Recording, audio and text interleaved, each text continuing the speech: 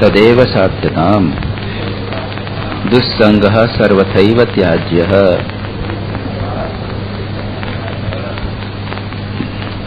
51 से अनिर्वचनीयं प्रेम स्वरूपम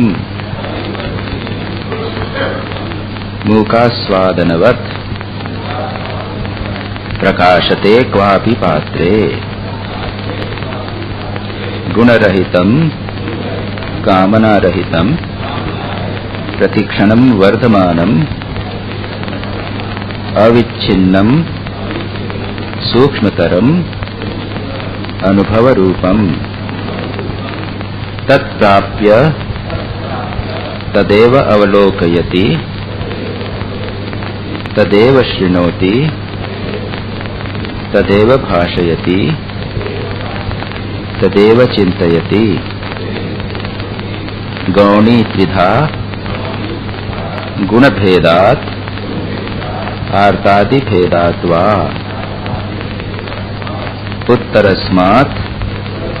उत्तरस्मात् पूर्वपूर्वा श्रेयाय भवति अन्यास्मात् सौलभ्यं भक्तौ प्रमाणान्तरस्य अनपेक्षत्वात् स्वयं प्रमाणत्वात्।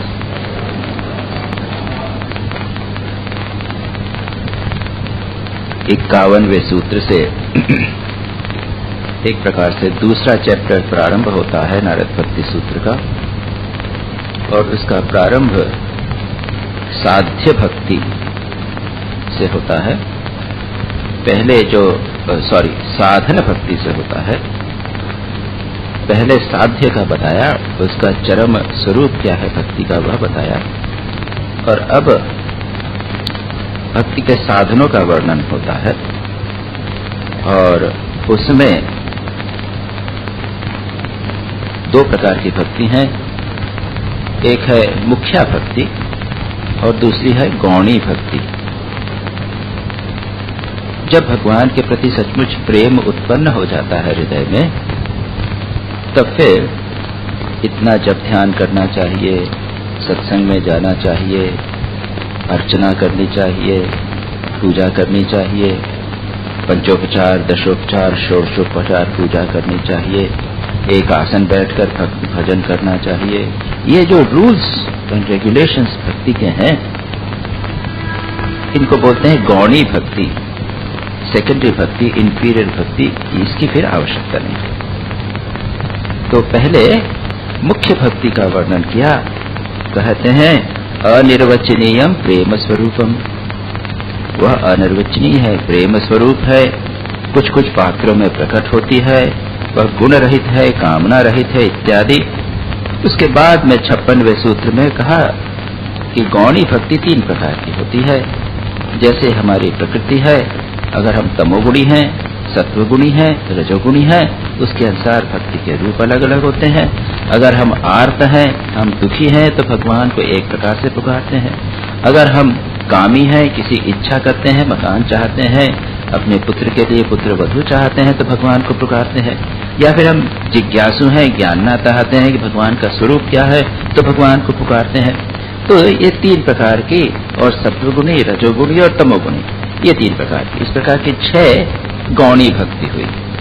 अब उसके आगे कहा इन गौणी में कौन सी सुपीरियर है, तो जो पहले कही गई वो सुपीरियर। सात्विक अधिक सुपीरियर है, राजसिक से सुपीरियर है, तामसिक से सुपीरियर है। और आर्त जो है, व्याकुल होकर जो भगवान को पुकारता है, वह व्यक्ति जो अपनी कामनाओं की इच्छा पूर्ण करने के लिए भगवान को पुकारता है, उससे सुपीरियर है। इस प्रकार से सुपीरियर, इंफीरियर और लेस इत्यादि इस प्रकार की बता दी। लेकिन भगवान जैसा कहते हैं, कोई भी भक्ति बुरी नहीं। हमको ये नहीं समझना चाहिए कि हम तमोगुणी हैं, हम आलसी हैं, तो भगवान की भक्ति नहीं कर सकते, हम तो सत्वगुणी नहीं हैं, इसलिए हम भक्ति नहीं कर सकते। ये ऐसा कभी नहीं सोचना। रावण कहता है तामस देह होई भजन न होई। वो सब कुछ करता है, संसार का उलट पुलट करता है, लोगों को इतना मारता है, कष्ट देता है, और जब भक्ति और भजन का प्रश्न आता है कहता है तो मैं तो तमोगुणी हूं भाई, मेरा मन भगवान में लगता, तामसिक देह है, इसमें भजन नहीं होता। भगवान कहते हैं ऐसी बात नहीं है, तुम तमोगुणी हो, तामसिक हो तो भी भजन होगा। और सच पूछा जाए तमोगुणी व्यक्ति कौन से? जो कम काम करता है, कम काम नहीं कर सकता है, तो उसको वो शरणागति में बदल दे। गिरीश चंद्र घोष कहते थे कि मैंने अपने तमोगुण को शरणागति में बदल दिया। भाई मेरे से तो होगा नहीं, ध्यान जप नहीं होगा, भजन नहीं होगा, आपने कहा कि सुबह शाम भजन करो, वो भी नहीं होगा, खाना खाने के पहले भजन करो, वो भी नहीं होगा, इतनी छोटी छोटी बात में नहीं, एक बार भी भगवान का नाम नहीं ले सकता। ऐसी जब हालत है तो कहते हैं अगर तुम कुछ नहीं कर सकते तो भगवान पे सरेंडर हो करो, शरणागति। और बड़ी ऊंची चीज मांग ली उन्होंने, शरणागति की बात मांग ली। इसका हम आगे अगले कुछ दो एक सूत्रों के बाद में ही शरणागति की बात होने वाली है, जिस पर हम विस्तार से विचार करें। तो इस प्रकार से गौणी भक्ति बताई, दो प्रकार की 57 में बताई। 3 प्रकार की भक्ति जो है उसमें सुपीरियर जो है, पहली वाली सुपीरियर है, सात्विक सुपीरियर है, आर्थ की सुपीरियर है। उसके बाद में 58वें सूत्र में, 29वें सूत्र में और 58, 59 और 60, इन 3 सूत्रों में क्या कहा गया है? कहते हैं कि अन्य साधनों से अन्यस्मात् सौलभ्यम भक्तो, भक्ति जो है अन्य साधनों से सुलभ है, आसान है। देखिए हम लोग कोई डिफिकल्ट चीज नहीं करना चाहते, हम ऐसी चीज चाहते हैं जो कम मेहनत करनी पड़े और ज्यादा सुख प्रदान करे। We always want shortcut. तो कहा जाता है कि भाई there is no shortcut in spiritual life, excuse me, there is no shortcut in worldly life also. सांसारिक जीवन में भी शॉर्टकट नहीं है, मेहनत करनी पड़ेगी। जो डाकू और बदमाश होते हैं वो भी मेहनत करते हैं, जो जेल से निकल के भागते हैं वो भी शॉर्टकट न तरकीब से भागते हैं, कोई मेहनत करके भागते हैं। और अगर मेहनत नहीं करोगे, संसार में शॉर्टकट सोचने की कोशिश करोगे तो जीवन में आगे पीछे जाके कष्ट पाना पड़ेगा। जो मेहनत करता है तो वो संसार में भी सफल होता है। तो there are no shortcuts in spiritual life also, आध्यात्मिक जीवन में भी शॉर्टकट नहीं है। यट फिर भी कहते हैं कि भक्ति सुलभ, easier than other paths। और मैंने इसके ऊपर पिछली बार थोड़ा सा विचार किया था। मैंने कहा था क्यों इजी है? इजी इसलिए है कि भक्ति यानी भगवान को प्रेम करना, और ये प्रेम हम सभी के हृदय में, प्रत्येक व्यक्ति किसी न किसी वस्तु को प्यार करता है। बहुत बड़ा क्रूर व्यक्ति भी होवे, डाकू भी होवे, तो भी अपने बच्चे को प्यार करता है, अपने वाइफ को प्यार करता है, उसको गोद में लेके प्यार करता है, या धन को प्यार करता है, किसी न किसी वस्तु को वो प्यार करता ही है। इस प्रेम को भगवान की ओर जोड़ दे। दूसरी बात, भक्ति में अन्य साधनों की अपेक्षा, जैसे ज्ञान योग या फिर राजयोग, इसमें आपको अधिकारी विचार होता है। ज्ञान योग में बहुत विचार होता है। क्या है?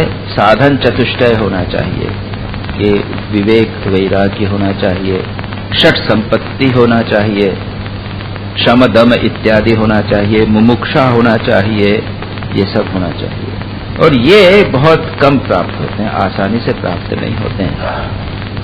कलियुग में संसार, ठाकुर स्वयं कहते हैं कि ज्ञानी बहुत कम मिलते हैं। उन्होंने तो अपने शिष्यों में एक स्वामी विवेकानंद को ही ज्ञान का अधिकारी माना और किसी को नहीं, उत्तम अधिकारी। तो अधिकांश सारी एनर्जी लग जाती है खुद अधिकारी बनने के लिए। भक्ति में ऐसा कुछ नहीं। आप कहीं भी हो, कैसे भी हो, भक्ति कर सकते हो। इस संबंध में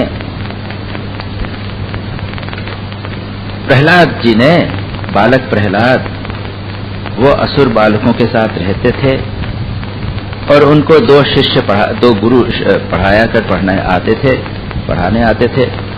वो लेसन लेते थे और उसके बाद में जब चले जाते थे तो प्रहलाद जी, जो अपने फ्रेंड्स थे, अपने कलीग्स, अपने दोस्त लोग थे, असुर बालक, उनको वे भक्ति का उपदेश देते।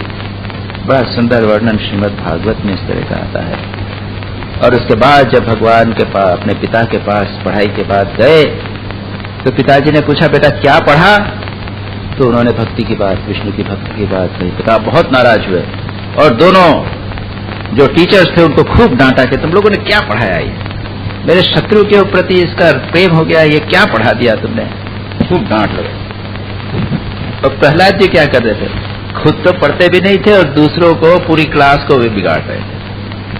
तो क्या करते थे, वो कहते हैं नालम द्विजत्वम देवत्वम ऋषित्वम वासुरात्मजाः पीननाय मुकुंदस्य न वृत्तम न बहुज्ञता न दानम न तपो नेज्या न शौचम न वृतानि च प्रीयते अलसया भक्त्या अलसया भक्त्या हरि अन्यत विडंबना। बड़ी सुंदर बात है कि हे सुरात्मजा, असुरात्मजा यानी देवों के दानवों के है असुर पुत्रों, भगवान मुकुंद को प्रसन्न करने के लिए द्विजत्व की आवश्यकता नहीं। द्विजत्व यानी ब्राह्मणत्व, जिसको ब्राह्मण अभी नहीं, द्विज यानी होते हैं जो त्रैवर्णिक, जिनको यज्ञोपवीत हुआ है।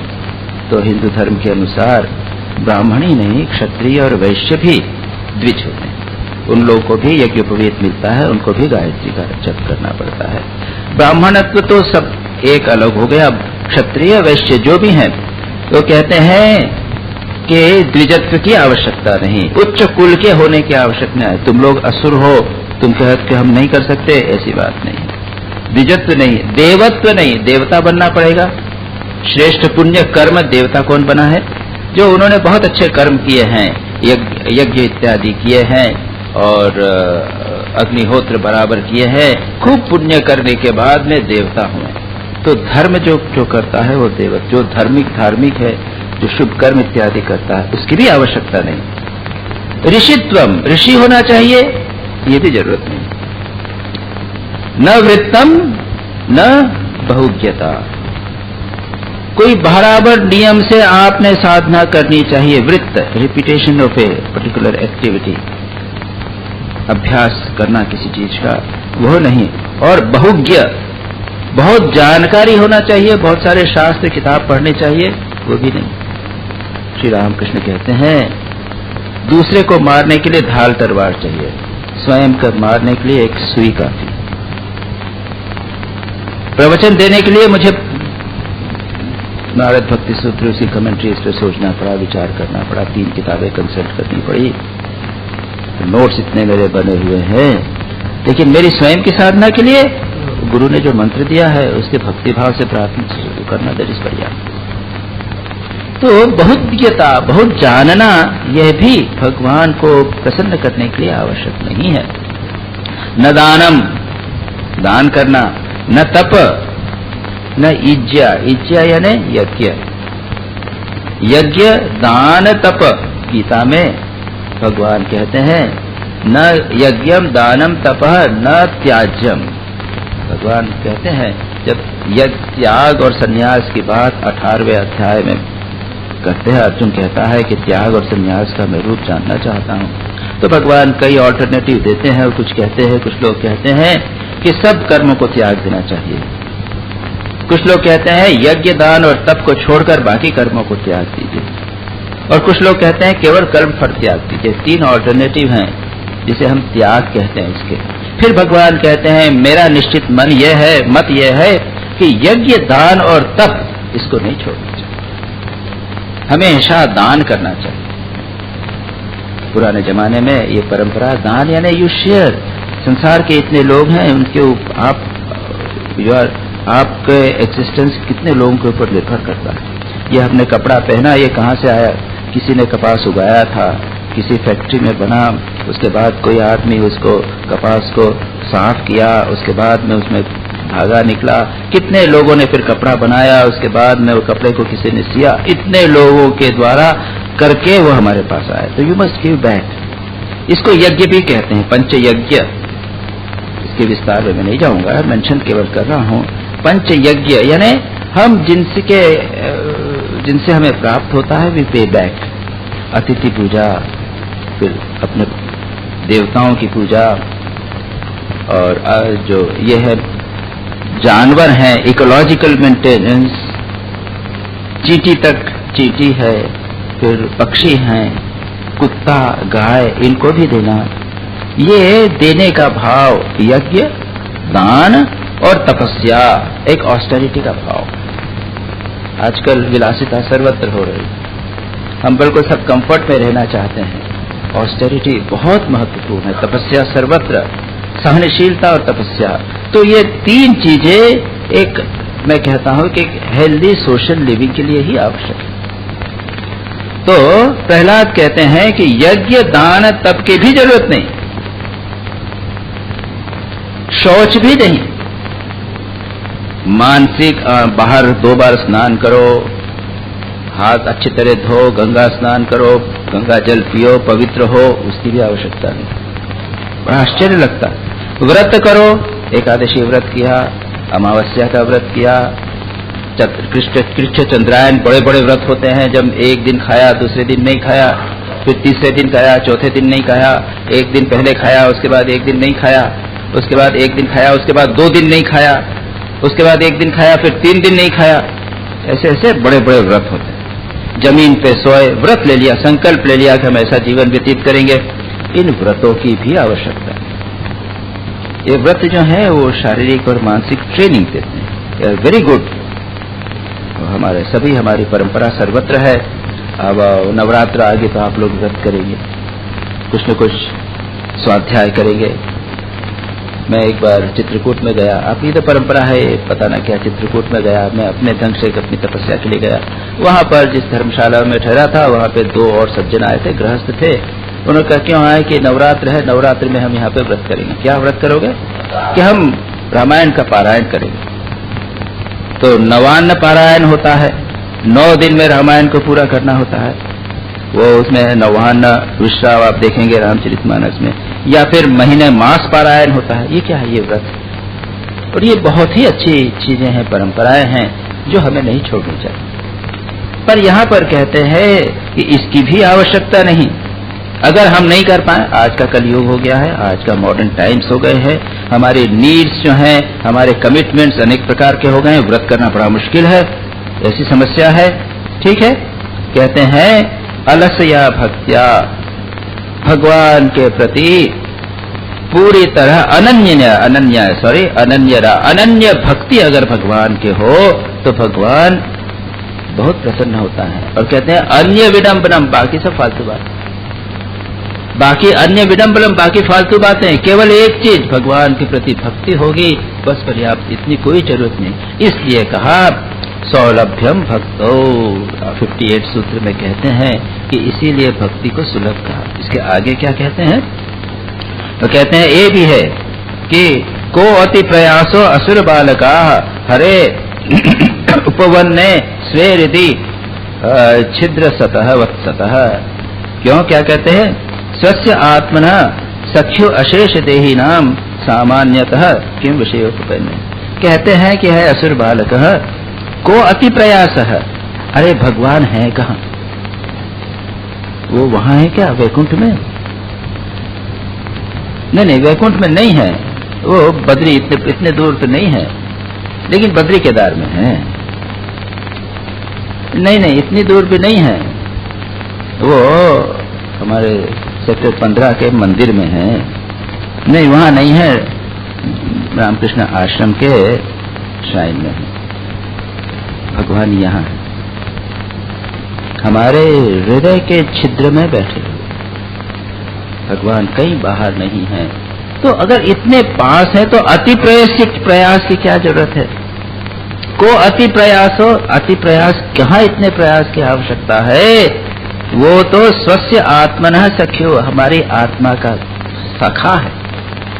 भगवान अपने निकट है। एक जगह मैंने कहीं पढ़ा था कि भगवान को पाना तो पुष्प को चयन करने से भी आसान है। पुष्प को चयन करने से लिए भी हाथ बढ़ाना पड़ता है, लेकिन भगवान को पाना करने के लिए तो बस अंतर्मुख होकर हृदय में भगवान को देखना। और जब ये हो जाता है तब लगता है कि सचमुच बड़ा आसान।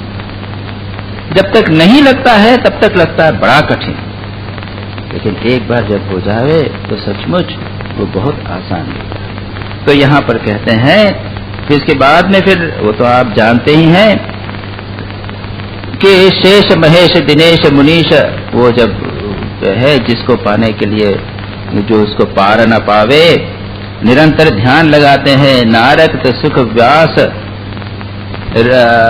हरे पची हारे, तो पुनि पार न पावे, ताहि अहिर की छोरिया सच्छिहा पर छाछ पे नाच। इतने लोग जिसको नहीं पा सकते, भक्ति से अहिर की लड़कियां गोपियां उनको नचाती हैं। तात्पर्य यह है कि भक्ति अत्यंत सुलभ है। एक और बात से सुलभ है,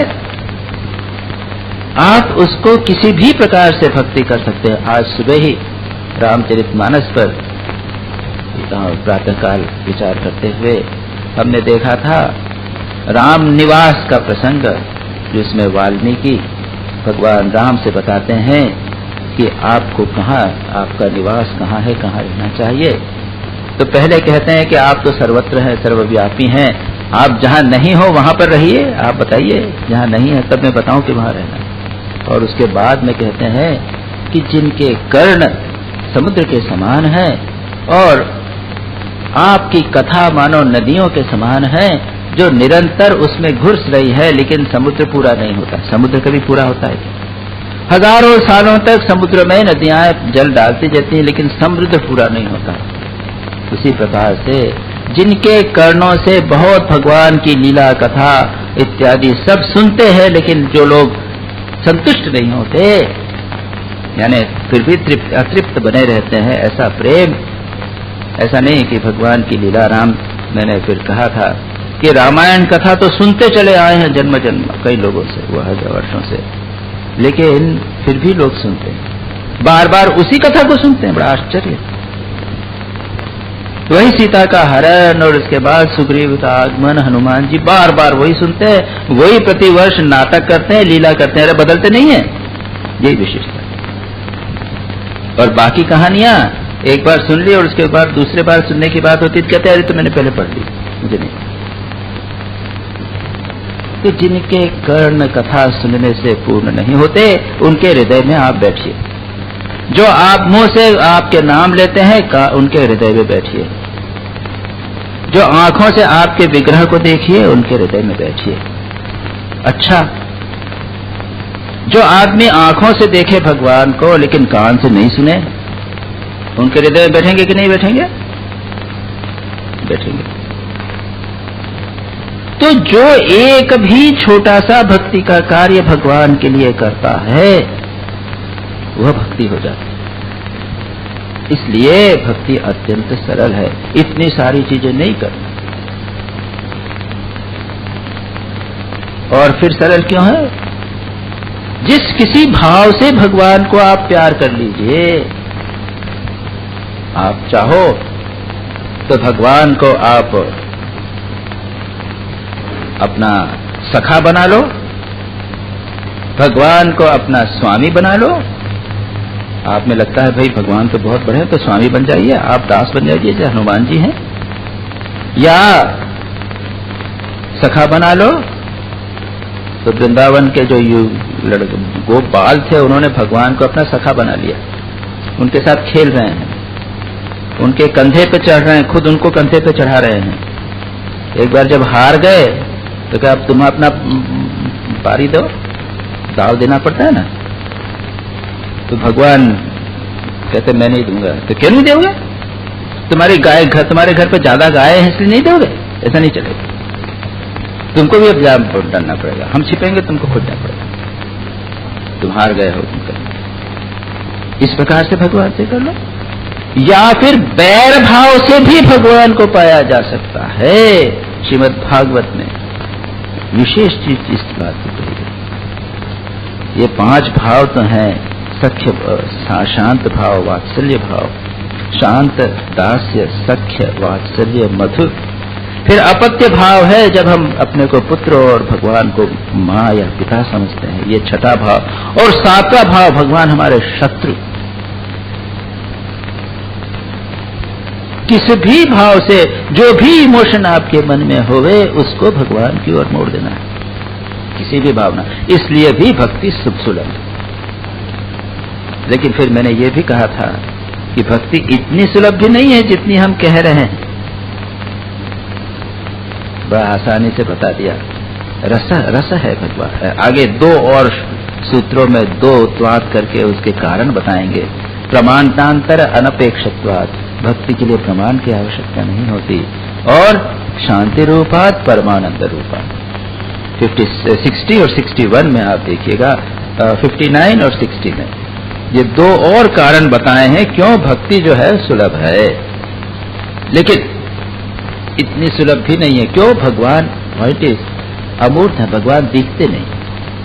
दिखती हुई चीज है, इंडिविजुअल को प्रेम करना आसान है, संसार की वस्तुओं को प्रेम करना आसान है, भक्त को भगवान को प्रेम करना आसान। और जो भक्त भगवान को प्रेम करने चलते हैं वो भी अगर और भी बहुत अत्यंत मोहित वस्तु बात बीच में आ जाती तो फंस भी जाती। ये इसलिए भगवान को प्रेम करना कठिन होता है। और इसलिए फिर श्री रामकृष्ण ने कहा, बताए हैं, उपाय बताए हैं। अगर अपने पुत्र को आप प्यार करते हो, बहुत अधिक प्यार करते हो, तो उस पुत्र को ही भगवान समझो, वही प्रेम भगवान की ओर मोड़ दो। पुत्र की सेवा करो, उसको प्यार करो, उसको सब कुछ करो, समझो कि भगवान को प्रेम करो। श्री रामकृष्ण ने इसके कई दृष्टांत, 2-3 दृष्टांत उनके जीवन में भी हैं। श्री रामकृष्ण इस बात को कहते हैं। इसलिए भक्ति सरल है, भगवान की ओर अपने को, अपने मन को, प्रेम को मोड़ना भर है। लेकिन हम स्वार्थी इतने हैं, अरे हम अपने पुत्र को भी प्रेम स्वार्थपूर्ण करते हैं। पति और पत्नी भी एक दूसरे को स्वार्थपूर्ण प्रेम करते हैं। खुद का स्वार्थ होता है, खुद का भोग होता है, खुद की इच्छा होती है, उसकी पूर्ति होना चाहिए। अगर पति और पत्नी बूढ़े हो गए, भोग नहीं हो पाया तो फिर छोड़ दे, ऐसा नहीं। संसार में पूर्ण रूप से निस्वार्थ प्रेम प्राप्त करना अत्यंत कठिन है। तो पहली स्टेप तो ये होती है कि अपने प्रेम को पवित्र करना, स्वार्थी निस्वार्थ करना, सांसारिक दृष्टि से पूर्ण रूप से निस्वार्थ प्रेम कर सकना अगर हो जावे तो फिर भगवान को प्राप्त करना आसान है। पहले भले सकाम भक्ति से भगवान के गोद जावे, धीरे धीरे निष्काम होना पड़ता है।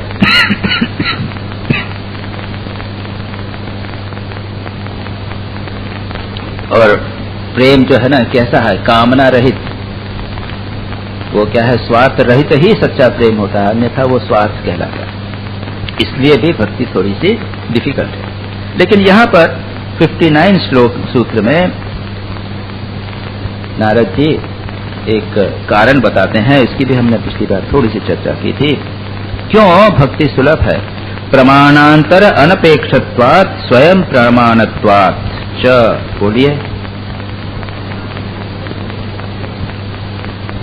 अच्छा, मैं ब्रेक करके पढ़ाता हूं। प्रमाणांतरस्य अनपेक्षत्वात् स्वयं प्रमाणत्वात्। भक्ति क्यों सुलभ है? इसके लिए एक कारण बताते हैं कि जो आत्मा है वो ब्रह्म है। वेदांत ये कहता है कि आत्मा ब्रह्म एक है। इसमें प्रमाण क्या है?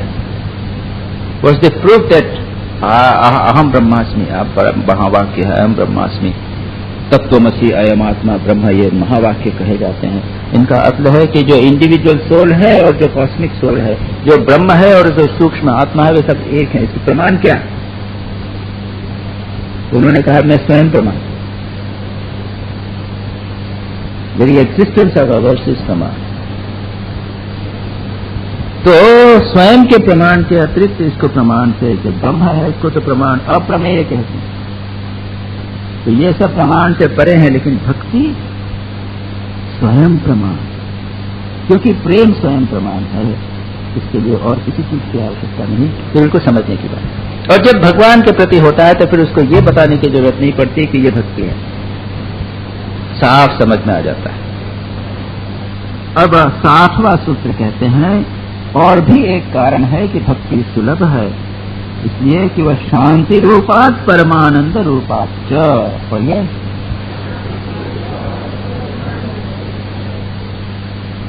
भक्ति कैसी है?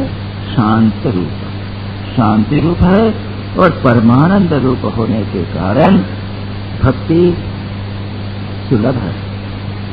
जैसे अभी कहा कि प्रमाणांतर अनपेक्षत्वात् स्वयं प्रमाणत्वात्, स्वयं प्रमाण है भक्ति, तो भाई दुख भी तो स्वयं प्रमाण है। कितने जीवन में ऐसी बातें हैं जो स्वयं प्रमाण है। इसको निराकरण करने के लिए ये कहा जाता है कि शांति रूप है भक्ति और परमानंद रूप है। अब इसको थोड़ा सा देखें, क्यों? क्योंकि भक्ति जो है ना सुलभ हो गए। फिर एक समस्या ये भी है कि भक्ति को कहा कि सौलभ्यम भक्तो समस्त साधनाओं से सुलभ है, तो जो इजीली अवेलेबल वस्तु है वो ज्यादा वैल्यूएबल नहीं होती। ये तो पे द प्राइस। एक सूफी संत के पास में एक दूसरे संत गए, दूसरे शिष्य गए और उन्होंने कहा कि आप मुझे दीक्षा दीजिए, मंत्र दीजिए, गौहर, गौहर यानी जो ज्वेल है वो आप मुझे दीजिए, स्पिरिचुअल ज्वेल। अगर कीमत हो तो कीमत पूछ लीजिए। तो उन्होंने कहा कि देखो, अगर तुम कीमत की बात करते हो तो ये ऐसी कीमत अमूल्य है, तुम इसको दे नहीं सकते। जो महामंत्र की बात या स्पिरिचुअल इनिशिएशन या स्पिरिचुअल नॉलेज जो है वो अमूल्य है, इसकी तुम कीमत नहीं दे। और अगर मैं कहूं कि तुम मुफ्त में दे दोगे तो उसकी तुम कीमत समझोगे नहीं। तो जो मुफ्त में आसानी से सुलभ हो गए तो लगता है कि ये इसकी ज्यादा वैल्यू नहीं है। इस पॉइंट को दूर करने के लिए भी यहां पर कहा गया परमानंद रूपात्, शांति रूपात् परमानंद रूपात् भक्ति है। अच्छा, अब आप देखिए क्यों है, थोड़ा सा विचार करें। पहले शांति को देखें। क्या हमारे जीवन में शांति है? शांति किसे कहते हैं? जो डिस्टर्ब न होवे, जहां पर डिस्टर्बेंस, जहां पर चांचल्य न होवे। हम संसार के जितने कर्म करते हैं उनमें चंचलता ही तो अधिक है। थोड़ा सा बैंक बैलेंस अच्छा हो गया, पैसे अच्छे मिले, इंटरेस्ट बढ़ गया, इंटरेस्ट रेट बढ़ गया, मार्केट बढ़ गया, तो आनंद हुआ। दूसरे दिन देखा कि स्टॉक मार्केट में डाउन हो गया, तो क्या होता है? जो थोड़ी शांति सुख मिले थी वो कम हो जाती है, ठीक नहीं?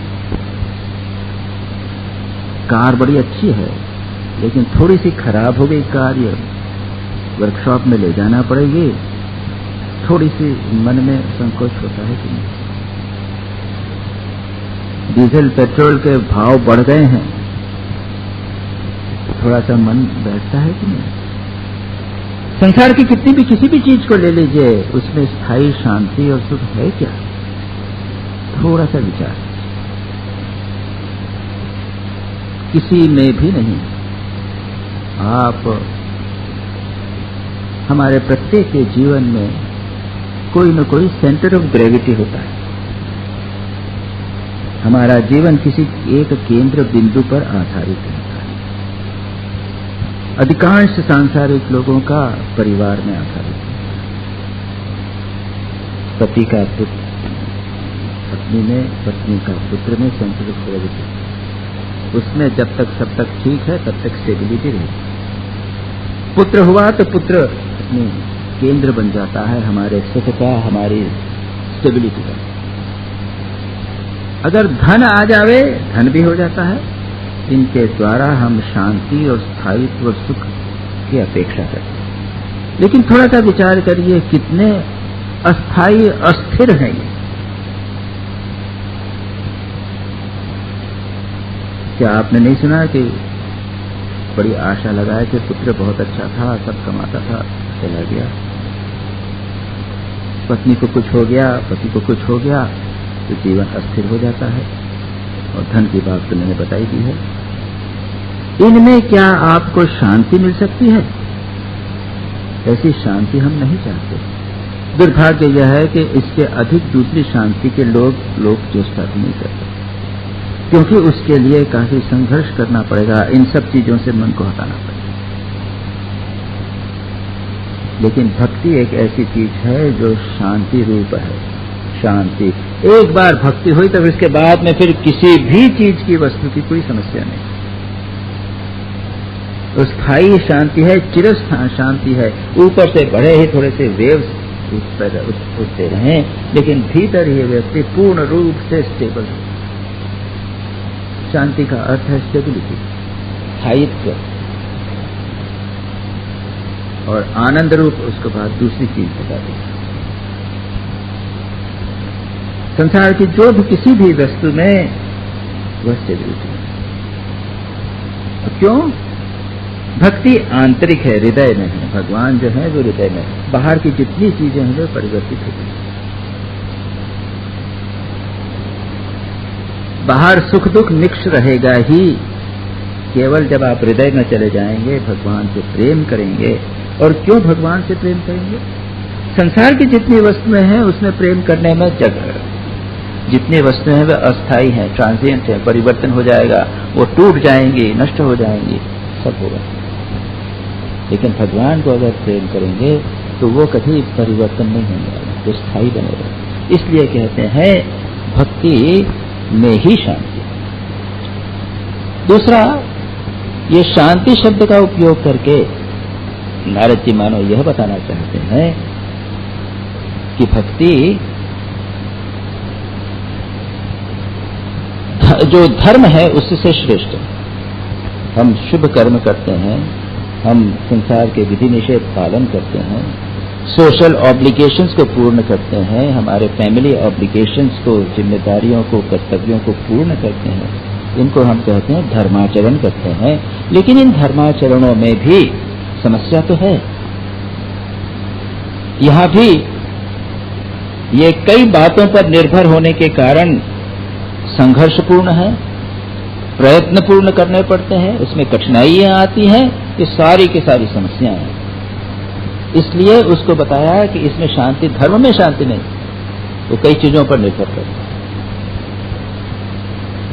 और योग में शांति हो गई। योग में हमको चित्त वृत्ति निरोध करना पड़ता है, लेकिन योग में आनंद नहीं, योग प्रैक्टिस करने में आनंद नहीं, ज्ञान की प्रैक्टिस में आनंद नहीं। जितनी भी साधना है, साधनाएं के समय आनंद नहीं है, बाद में भले आनंद मिले। और वो भी योग में कहते हैं, इसका योग का लक्ष्य क्या है? जिन लोगों ने पातंजल योग सूत्र पढ़ा होगा वो जानते होंगे, याद होगा। हेयम दुखम अनागतम और तदा दृष्टु स्वरूपे अवस्थान, अपने स्वरूप में अवस्थिति, यह योग है। वहां आनंद की चर्चा योग में नहीं है। एक आनंदास्मिता, आनंदानुगता, आनंद समाधि है। वितर्क, विचार, आनंद, अस्मितानुगमा, ये 4 प्रकार की समाधि बताई गई हैं। आनंद समाधि है संप्रज्ञात समाधि, जिसमें आनंद की अनुभूति होती है, लेकिन कहते हैं उसके आगे जाना है। उसके बाद असंप्रज्ञात समाधि का आपको करनी पड़ेगी। वहां क्या होगा? आप स्वरूप में प्रतिष्ठित हो जाओ। लेकिन आनंद का क्या होगा? आनंद के तो ऊपर उठ गए। और इतनी स्ट्रगल, योग की इतनी स्ट्रगल है, यम नियम प्राणायाम इतना सब करो। और ज्ञान योग में क्या है? ज्ञान योग में ही प्रारंभ में बहुत संघर्ष, ज्ञान योग तो अत्यंत कठिन। और उसके बाद क्या होता है? ज्ञान योग में निर्विकल्प समाधि। वहां क्या होता है कोई नहीं जानता। अवश्य कहते हैं कि आप ज्ञान योग में आप सच्चिदानंद स्वरूप हो जाते हैं। ब्रह्म का स्वरूप है आनंद, तो आनंद स्वरूप हो जाते हैं, आनंद का आस्वादन नहीं होता। वहां पे ब्रह्माकारा वृत्ति की जाती है और उसके बाद ब्रह्माकारा वृत्ति अज्ञान का नाश कर देती है और उसके बाद हम अपने स्वरूप में पहुंचते हैं। लेकिन भक्ति में भगवद आकारा वृत्ति होती है। मन में वृत्ति को नाश नहीं किया जाता। चित्त वृत्ति का पूरी तरह नाश नहीं, भगवान के आकार का रूप धारण करके रखना पड़ता है। और ये भगवत का आकार धारण करना, ये आनंद स्वरूप, भगवान आनंद स्वरूप है, इसलिए भक्ति है। भक्ति परमानंद रूपात्। कहते हैं कि भगवान ने क्या किया, भगवान भक्ति का आनंद लेना चाहते हैं, इसलिए सारी लीला करते हैं, सारा मजा करते हैं। कहते हैं सच्चिदानंद का उन्होंने एक्सट्रैक्ट निकाला, सच्चिदानंद का एक्सट्रैक्ट निकाल के उसको भक्ति बनाया और भक्त के हृदय में रख दिया।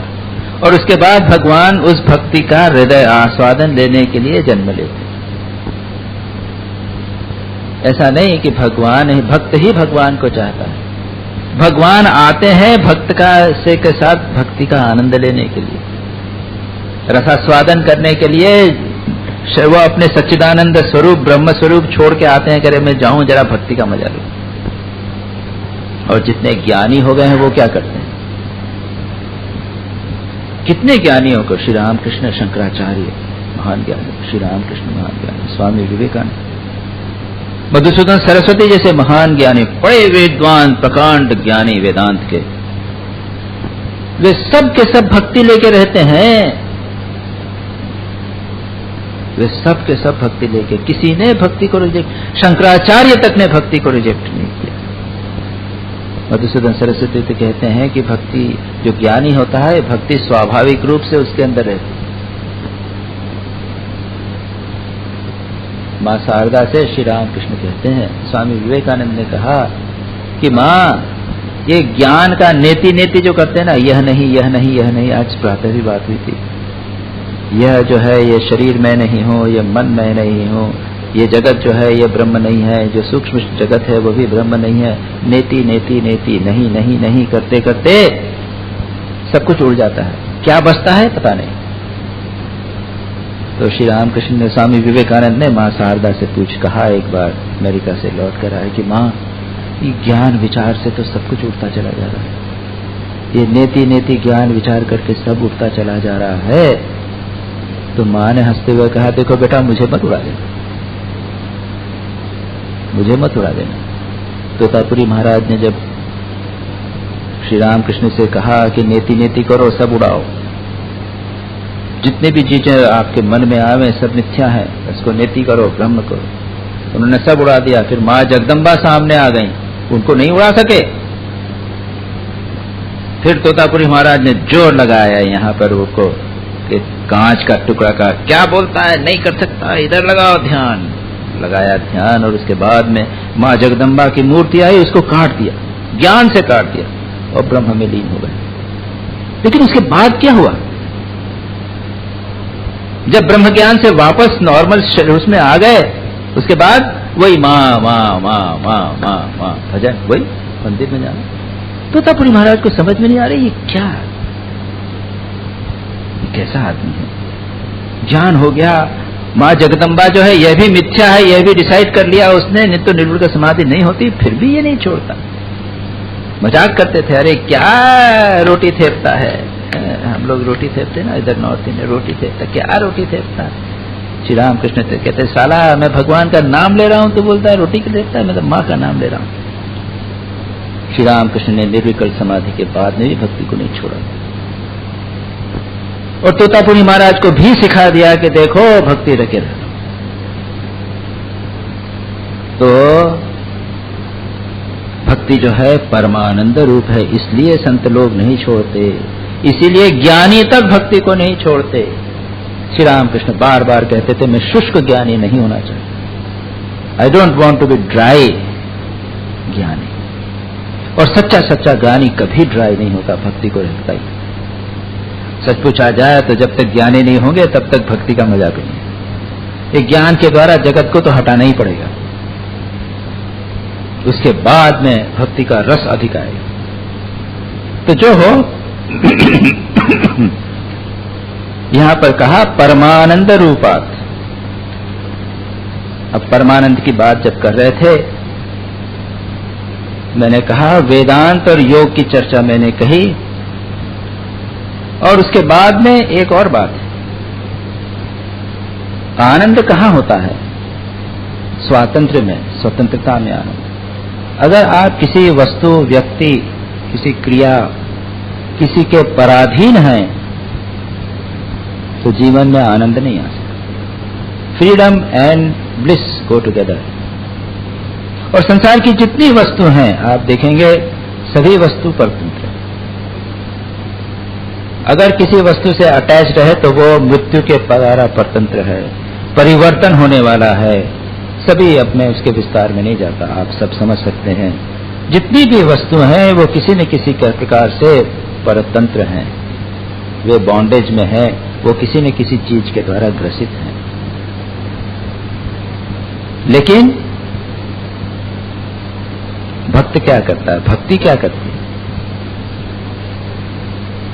संसार की जितनी वस्तुएं अगर जो भी हो तो एक मृत्यु के द्वारा तो वो ग्रसित होती हैं, मृत्यु के तो अधीन है, और मृत्यु भगवान के अधीन है।